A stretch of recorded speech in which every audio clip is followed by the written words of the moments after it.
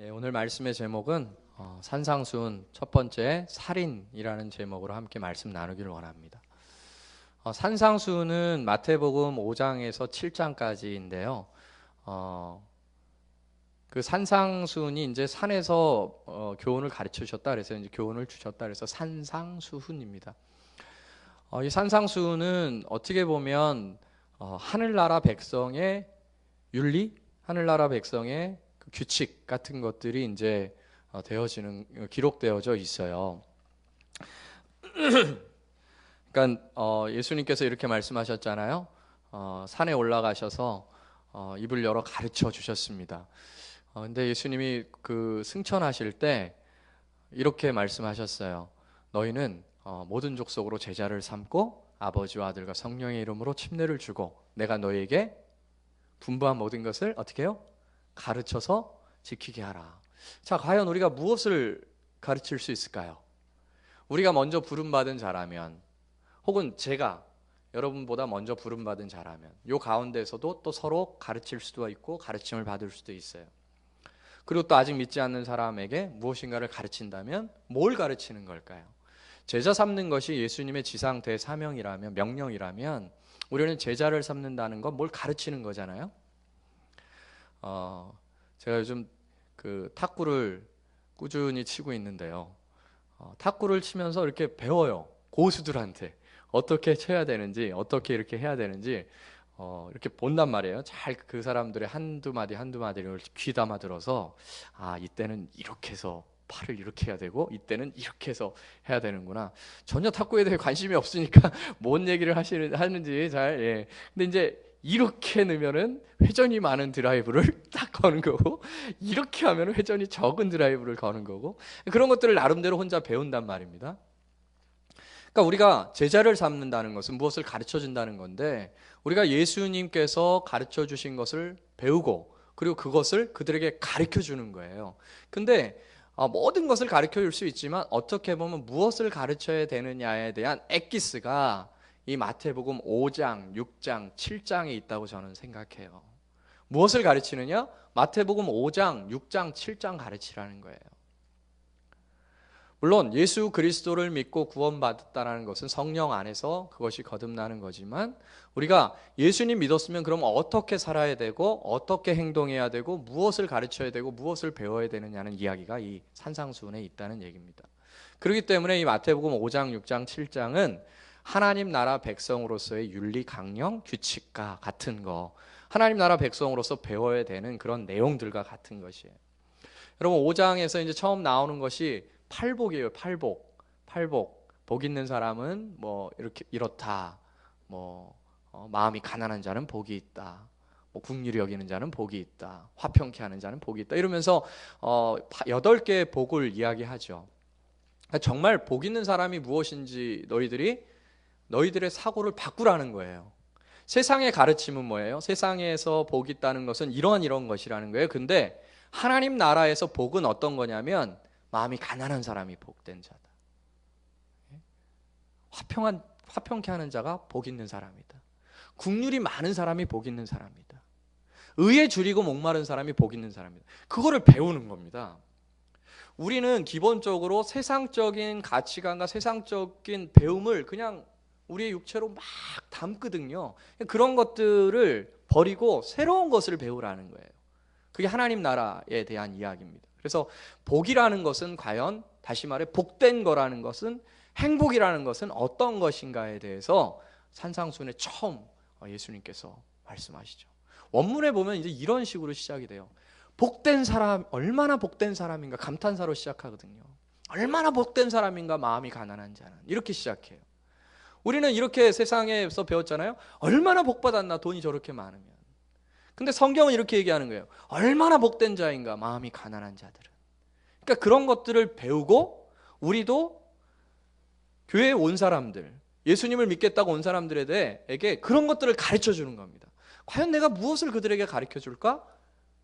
특별히 엑기스인 마태복음 5장, 6장, 7장을 가르칠 수 있다는 것이죠. 그러면서 그 다음에는 어떤 것이 나오냐면 너희는 세상의 빛이라는 거예요. 우리 교회가 세상의 빛이라는 그 단어를 사용해서 새빛교회잖아요. 너희가 세상의 빛이다.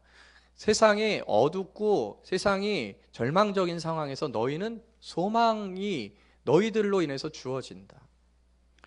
그래서 너희들은 그 빛을 드러내면서 산다. 근데 그 빛을 드러내면서 산다는 게 뭐예요, 예수님? 이라고 물어보니까 예수님이 이러는 거예요.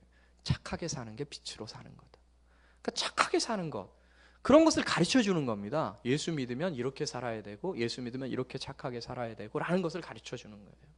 물론 완전하진 않지만 우리 모든 죄인이기 때문에, 우리는 다 부족한 자이기 때문에 완전함으로 의에 이룰 수는 없다는 사실을 우리가 알지만, 우리가 예수 그리스도의 피로 구원받았고 거듭났다면 이제는 너희는 빛을 비추면서 살아야 된다. 그런 얘기들을 하는 거예요. 그러면서 뭐라고 예수님이 오늘 본문에 우리가 읽었을 때 나오냐면, 내가 율법을 없애려고 왔다고 착각하지 말라는 거예요. 많은 사람들이 은혜로 구원받고 하나님이 죄는 용서해 주시기 때문에 율법은 필요 없다라고 생각했어요. 그 당시 사람들도. 이 마태복음을 수신했던 마태복음의 마태 공동체의 수신자들도 율법이라는 것은 그렇게 중요한 것이 아닌가 보다 이렇게 생각을 했어요. 그런데 오늘 예수님께서 산상수훈에서 하신 말씀을 기록하면서 뭐라 그랬냐면, 내가 율법을 폐하러 왔다고 생각하지 말아라. 나는 율법을 온전하게 하려고 왔다. 완전하게 만들려고 했다. 너희들이 지키는 그 율법 그 자체를 폐하는 것이 아니라, 너희들이 지키는 그 율법이 뭔가 약간 부족하니까 그 율법을 내가 완성시키려고, 온전하게 하려고 왔다. 그러면서 뭐라고 말씀하시냐면, 율법의 아주 작은 1.1학이라도 없애거나 가르치지 않는 자는 천국에서 지극히 작은 자라고 여긴다는 거예요. 그러나 율법의 작은 부분이라도 가르쳐서 지키고 행하는 자, 그런 자는 천국에서 아주 큰 자다라는 평가를 받을 것이라는 거예요. 그러면서 율법의 조항들, 항목들을 계속해서 마태복음 5장, 6장, 7장에서 나열하십니다. 그게 한 11가지, 12가지 정도가 돼요. 그런 항목들을 우리가 한 11주, 12주 정도 좀 나눌 텐데요. 한번 우리가 그리스도인으로서 어떻게 이 땅을 살아야 되고 어떤 모습으로 주님 앞에 서야 되는지 한번 이 11주, 12주 동안 생각하시면서, 그래, 내 마음 가운데 그리스도인으로서 이러한 삶을 꿈꾸자, 이러한 삶을 살자. 그리고 어느 누군가가 또 교회에 왔을 때, 내가 그들을 양육할 수 있을 때, 그들에게 어떤 이야기들을 해줄 수 있을 때 주님의 명령대로 내가 무엇을 가르칠 수 있는가? 내가 뭐 삶의 세상의 지식들을 가르칠 수 있는 게 아니잖아요. 삶의 노하우를 가르쳐 주는 게 아닙니다. 어떻게 하면 돈 벌 수 있는 방법을 가르쳐 주는 게 아니에요, 교회는. 어떻게 하면은 뭐 건강하고 어떻게 하면은 밝게 살 수 있는 부분을 가르쳐 주는 게 아니에요. 어떻게 하면 그리스도의 제자로서 하나님의 백성으로서 살아가는 것이 어떤 삶인가를 가르쳐 주는 것, 그것이 바로 예수 그리스도께서 교회를 통해서 꿈꾸시는 것이죠. 그래서 너무 식상한 단어가 되는지 모르겠지만요, 교회는 제자가 되는 곳이에요. 제자 훈련 양성소라고 보면 돼요. 제자의 최고 목표는 뭡니까? 바로 예수 스승만큼만 되는 거잖아요. 제가 누구에게 레슨을 받는다면 그 사람만큼만 되면 되는 거예요. 우리가 예수 그리스도에게까지 자라나도록 교회는 계속해서 훈련하고 계속해서 양성되어지는 것, 그것이 바로 교회라는 것이에요. 그래서 교회는 끊임없이 예수님께서 가르치고 분부한 것이 무엇인가를 묵상해야 되고, 그것을 내 삶에 습득될 수 있도록 반복적으로 훈련하는 것, 그것이 바로 교회라는 것이죠. 그런 의미에서 여러분 이 11주 혹은 12주 동안 잘 훈련받고, 뭐 한 번 훈련받는다고 우리가 완벽하게 되지는 않겠죠. 그렇지만 훈련받은 것을 또 새기고 그렇게 나아감으로 말미암아 하나님 백성으로서의 윤리들을 지키고 하나님 백성으로서의 규칙들을 이루어갈 수 있는 저와 여러분 되기를 축복합니다. 오늘 첫 번째는 살인이에요. 살인이라는 것은 여러분 인간이 할 수 있는 최고의 악이죠. 최고의 죄 아닙니까?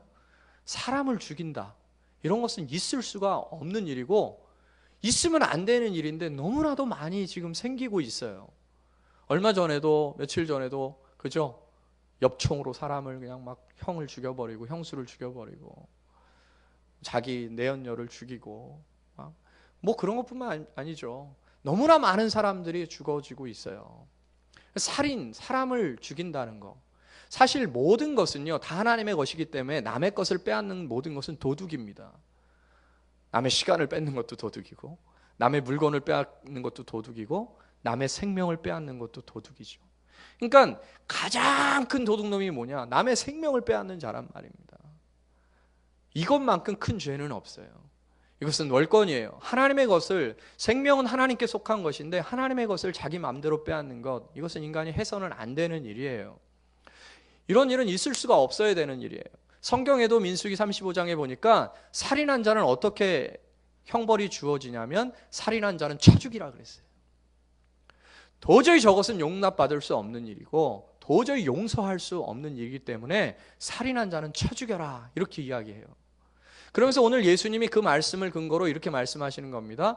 살인하지 말라, 살인하는 자는 심판을 받을 것이라고 말했으나, 이렇게 이야기합니다. 살인하는 자는 반드시 심판을 당하게 되어 있어요. 성경의 법, 구약의 성경의 법으로 의하면 살인하는 자는 사형당해야 됩니다.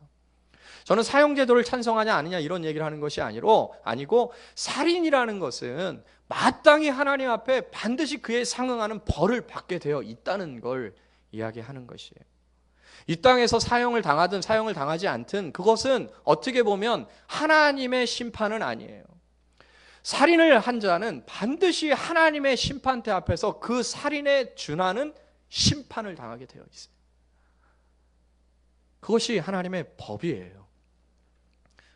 살인하는 자는 하나님께서 미워하시죠.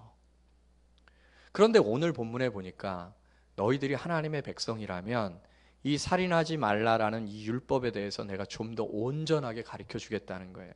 살인하지 말라라는 그 율법이 너희들은 살인하면 심판을 받는다라고 이야기했지만 나는 그것을 이렇게 해석하겠다 말씀하시는 겁니다.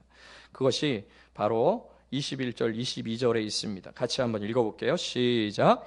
옛사람에게 말한 바 살인하지 말라, 누구든지 살인하면 심판을 받게 되리라 하였다는 것을 너희가 들었으나 나는 너희에게 이르노니 형제에게 노하는 자마다 심판을 받게 되고 형제를 대하여 라가라 하는 자는 공회에 잡혀가게 되고 미련한 놈이라 하는 자는 지옥불에 들어가게 되리라. 살인하는 자가 심판을 받듯이 동일한 선상에서 같은 수위에서 나는 너희에게 이르노니 형제에게 노하는 자마다 심판을 받고 형제에 대하여 라가라 하는 자가 공회에 잡히고 미련한 놈이라고 말하는 자는 지옥불에 들어가게 된다. 무슨 말입니까? 살인죄가 그렇게 무섭고 하나님 앞에 용서받지 못할 것 같은, 물론 하나님 모든 것을 용서하시지만 죄 중에 가장 상위의 죄가 살인죄라고 우리가 생각하는데, 그러나 나는 너희에게 이렇게 얘기하겠다는 거예요. 형제에게 노하는 것도 살인죄와 똑같다. 형제에 대해서 라가는 멍청이란 뜻이거든요. 히브리 말로 형제에게 멍청이다 라고 이야기하는 것도 살인죄와 똑같이 적용하겠다. 형제에 대해서 미련한 놈, 이 미련한 놈 똑같이 적용하겠다는 거예요. 그게 예수님이 하나님 백성, 예수를 그리스도로 믿고 거듭난 당신의 백성들에게 주시는 온전한 율법이라는 것입니다. 너희들은 살인하지 않았다면 그 살인죄에 대한 적용을 너희들이 안 받는다고 생각하는데 그것은 착각이라는 거예요. 너희들이 형제에게 대해서 조그마한 화를 내도 그를 미련한 놈이라고 얘기하고 멍청이라고 말하면 그것은 살인죄와 동일하다는 것입니다. 이것은 살인죄의 수위가 밑으로 떨어진다는 것이 아니에요. 살인죄는 여전히 인간이 저지를 수 있는 최악의 범죄입니다. 뭐예요? 살인죄의 수위가 떨어진다는 것이 아니고 너희들이 가볍게 생각하는, 너희들이 우습게 생각하는, 그냥 쉽게 화를 내고 쉽게 욕을 하고 쉽게 분노하는 그러한 것들이 살인죄의 수위만큼 높다는 이야기를 예수님께서 하시는 것이죠. 이것을 배우는 겁니다. 이것을 주님이 가르쳐 주신 거예요. 이것을 우리가 배우고 그것을 실천하는 것이 바로 제자의 삶이고 제자로서 다른 사람을 양육할 수 있는 그런 항목인 거예요. 그렇습니다, 여러분.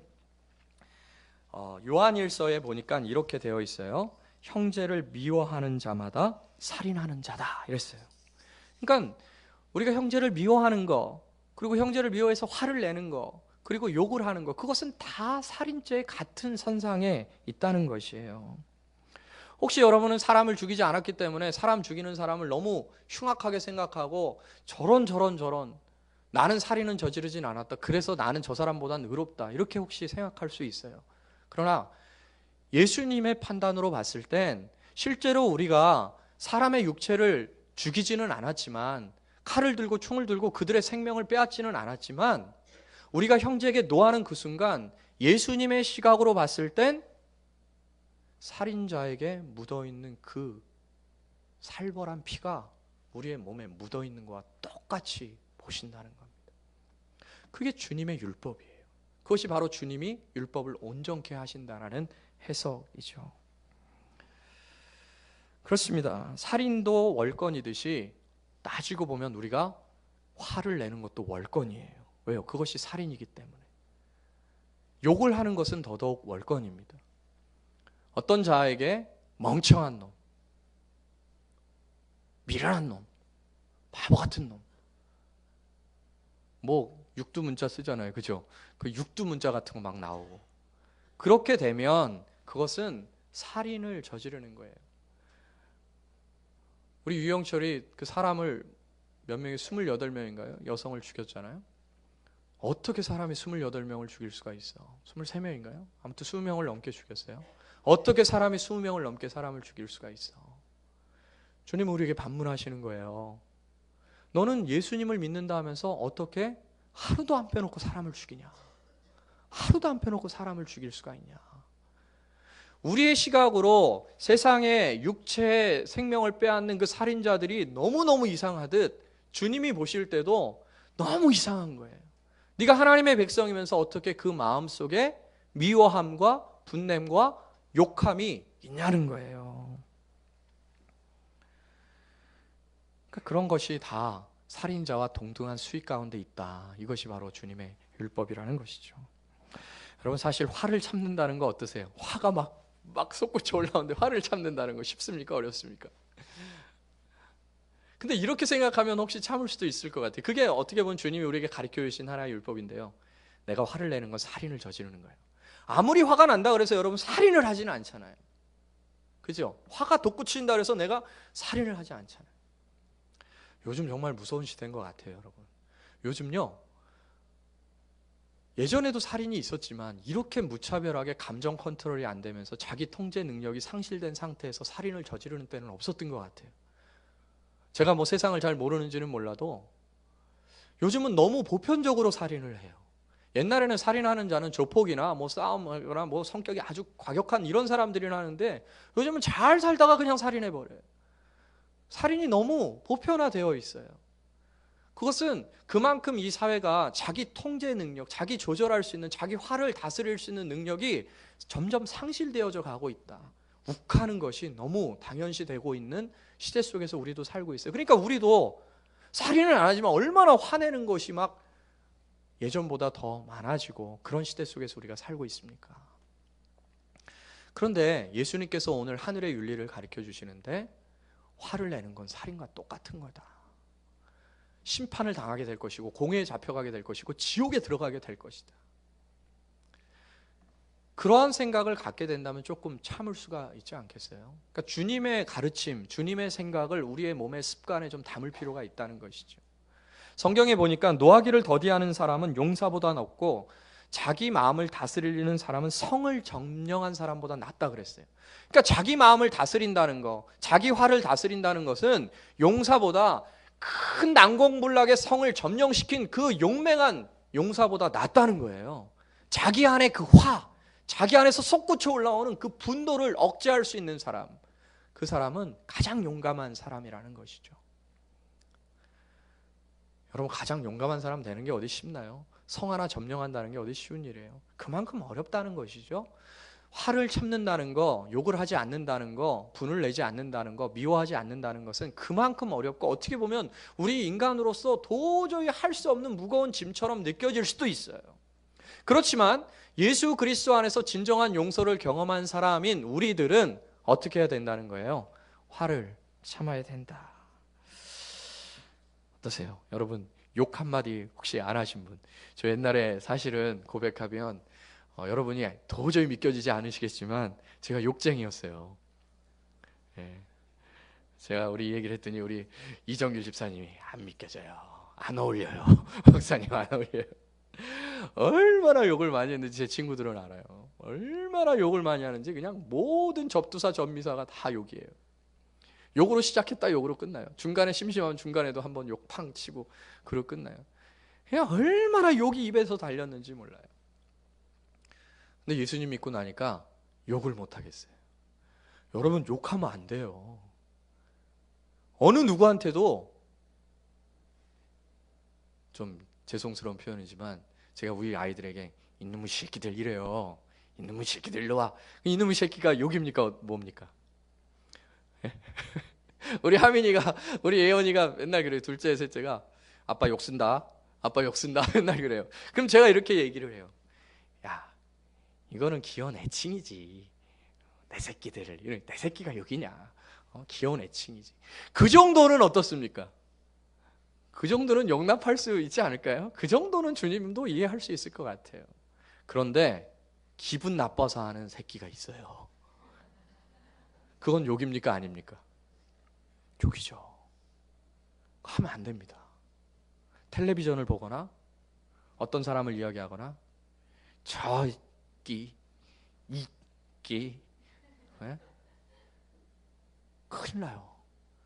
멍청이라고 한다는 단어는, 이 라가라는 단어는요, 아주 일상적인 단어였어요. 그러니까 예수님이 일부러 이 단어를 사용하신 겁니다. 아주 심한 막 그냥 XXXX라는 단어를 사용하지 않고 그냥 아주 보편적으로 쓰는 단어를 사용하시면서 말씀하신 거예요. 그 사람을 미워해서, 그 사람이 틀렸다라고 얘기해서 그 사람이 잘못됐다는 것을 표현하는 그 표현으로서 욕을 썼을 때 그 욕은 지옥에 들어갈 수밖에 없는 살인죄와 같다는 것이에요. 욕을 하면 안 되는 거예요. 우리 아이들 얼마나 욕을 많이 하는지 몰라요. 떡볶이집에서 제가 이제 중고등학생들 있잖아요.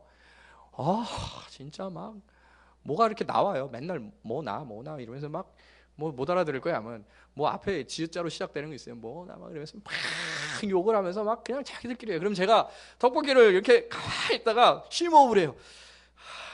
참다가 인상을 봐요. 인상을 봐서 내가 말하면은 더 욕할 것 같으면 가만히 있고 농담입니다.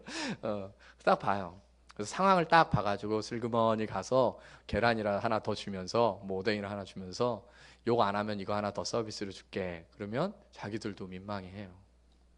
얼마나 욕을 많이 하는지 몰라요.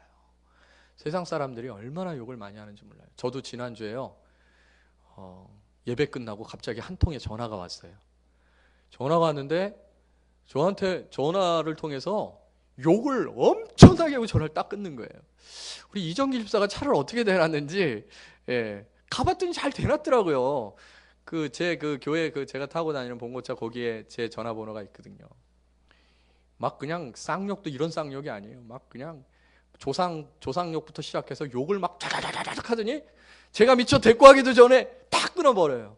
그거를 듣고 났더니 막 가슴이 쿵쾅쿵쾅쿵쾅 막 되면서, 제가 막 이걸 도대체 어떻게 해야 되나, 이걸 도대체. 제가 심호흡을 정말요, 거짓말 안 하고 한 1000번을 한 것 같아요. 컨트롤이 안 되니까. 그런데 참아야죠. 어떻게 해요? 같이 욕해요, 목사가? 어떻게든 그 번호 찾아가지고 니 지금 뭐라 그랬어? 할 수 없잖아요. 비단 욕에 대한 영역뿐만이 아니고 우리 마음 가운데 형제에 대한 조그마한 미움, 조그마한 함부로 하는 무례함, 그런 것들이 다 살인하는 것과 같다.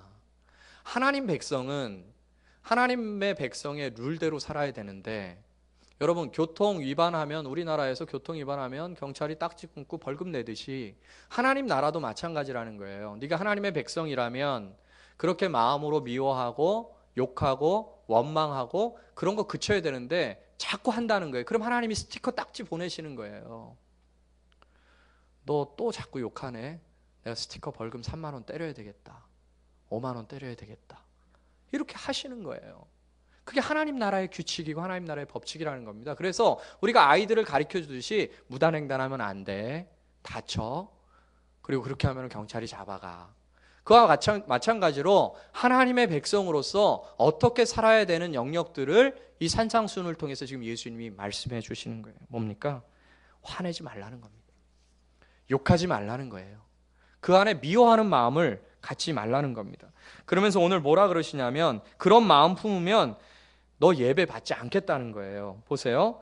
23절, 24절 같이 한번 읽어볼게요. 시작. 그러므로 예물을 제단에 드리려다가 거기서 내 형제에게 원망 들을 만한 일이 있는 것이 생각나거든 예물을 제단 앞에 두고 먼저 가서 형제와 화목하고 그 후에 와서 예물을 드려라.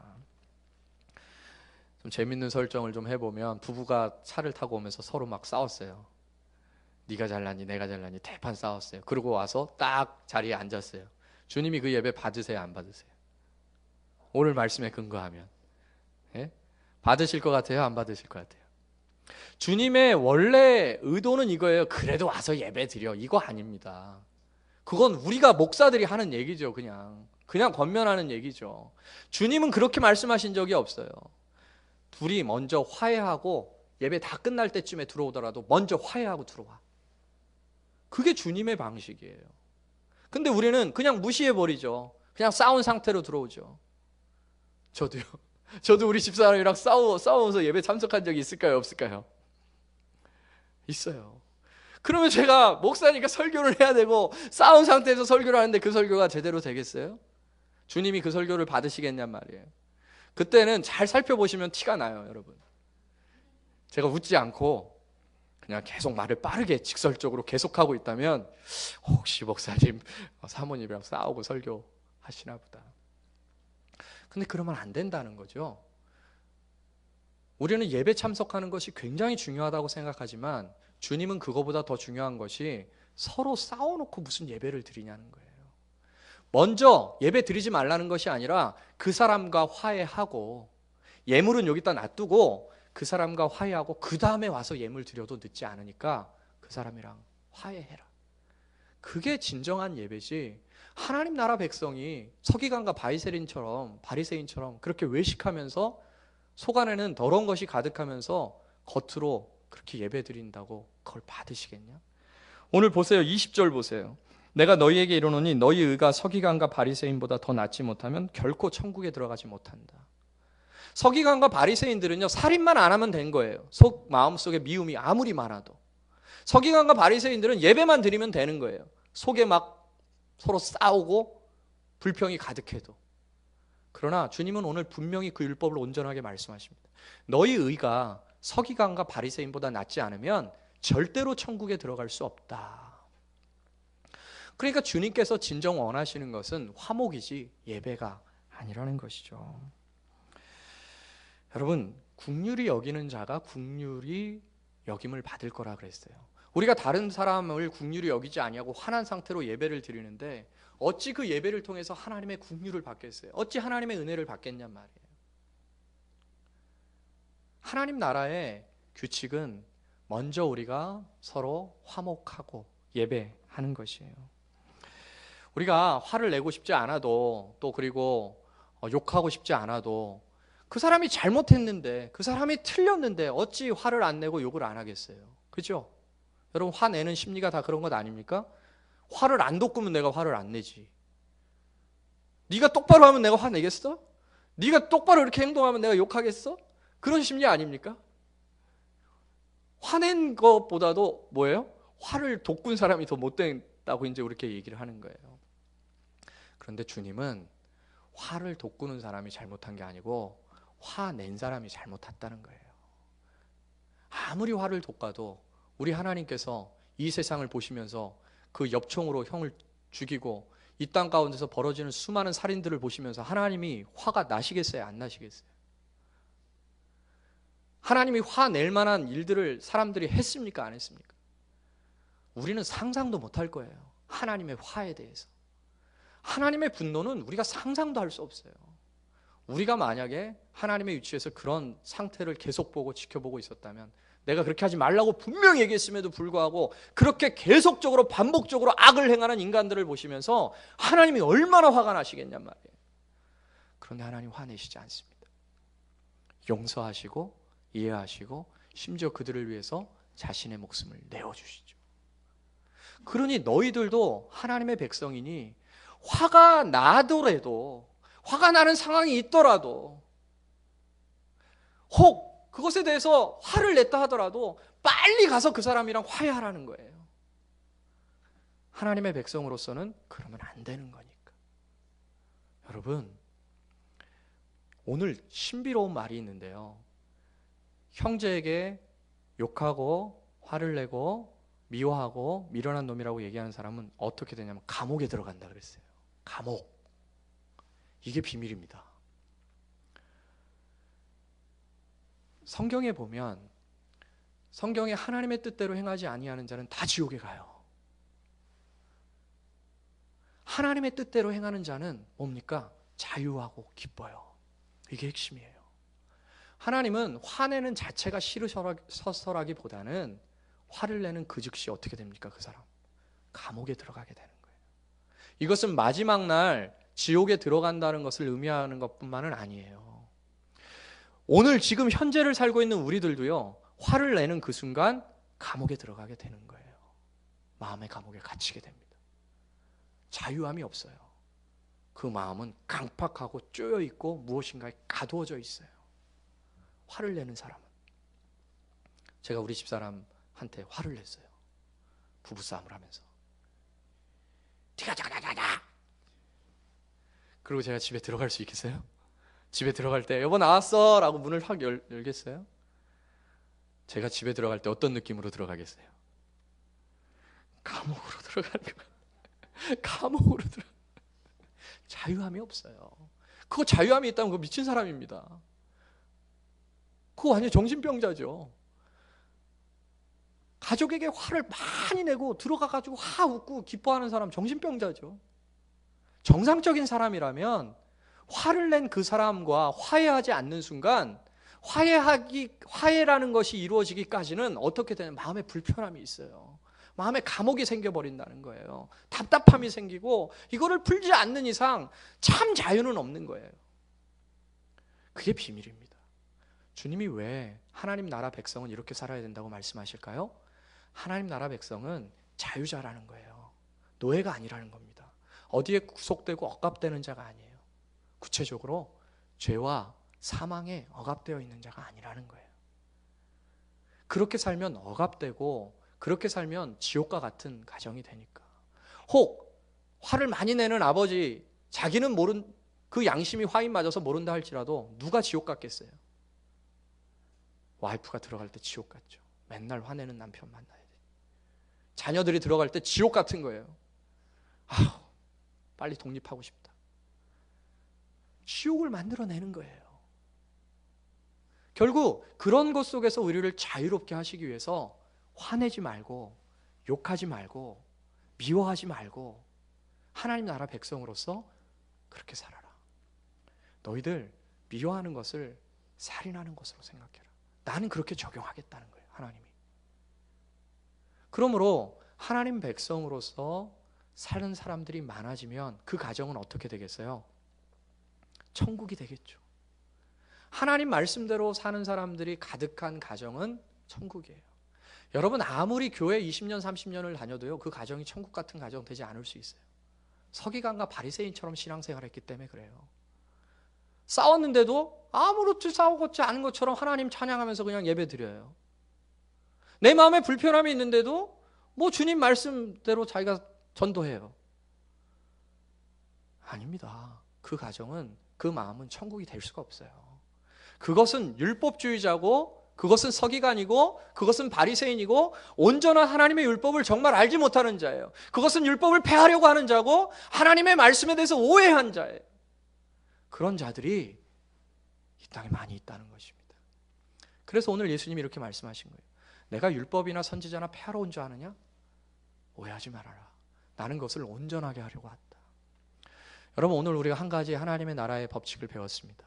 그것은 뭐냐면 미워하지 않는 거예요. 그리고 욕하지 않는 겁니다. 구체적으로 욕하지 않는 거예요. 전체적으로 미워하지 않는 것이고.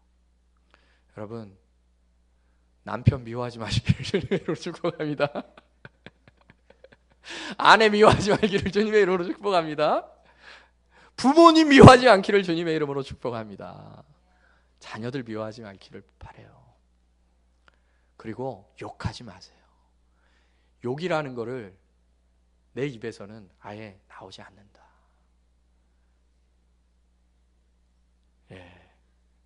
한숨이 나오고 욕하지 맙시다. 저는 그 말을 할 자격이 있어요. 왜냐하면 저는 정말 욕 많이 쓴 사람이거든요.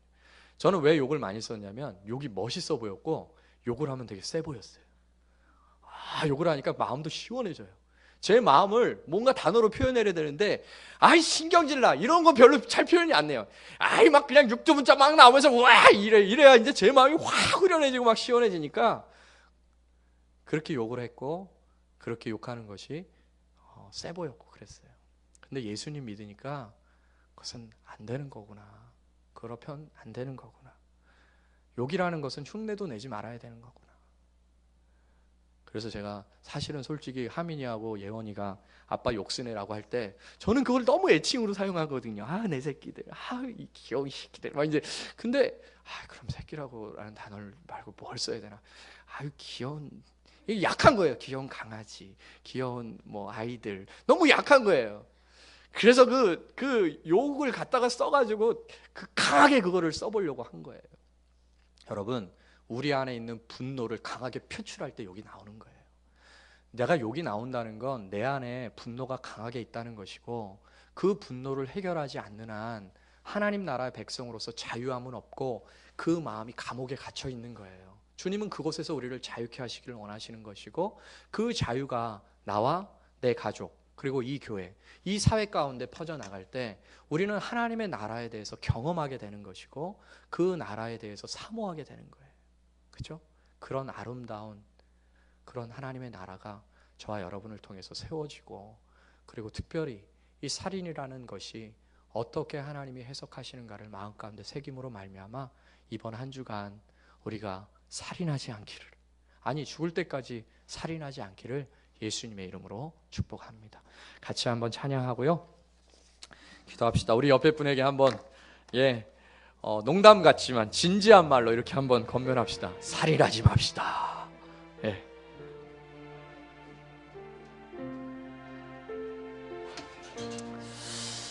우리 찬양하고요. 기도하고 예배 마치겠습니다. 좀 크게 해주세요. 소리가 좀 작아요. 삶의 작은 일에도 삶의 작은 일에도 그 마음을 알기 원하네. 그 좁은 길로 가기 원해. 나의 작음을 알고 그분의 크심을 알며 소망 그 깊은 길로 가기 원하네. 한 번 더 삶의 작은 일에도 삶의 작은 일에도 그 마음을 알기 원하네. 그 좁은 길로 가기 원해. 나의 작음을 알고 그분의 크심을 알며 소망 그 깊은 길로 가기 원하네. 저 높이 솟은 산이 되기보다 여기 오름직한 동산이 되기. 내 가는 길만 비추기보다는 누군가의 길을 비춰준다면 내가 노래하듯이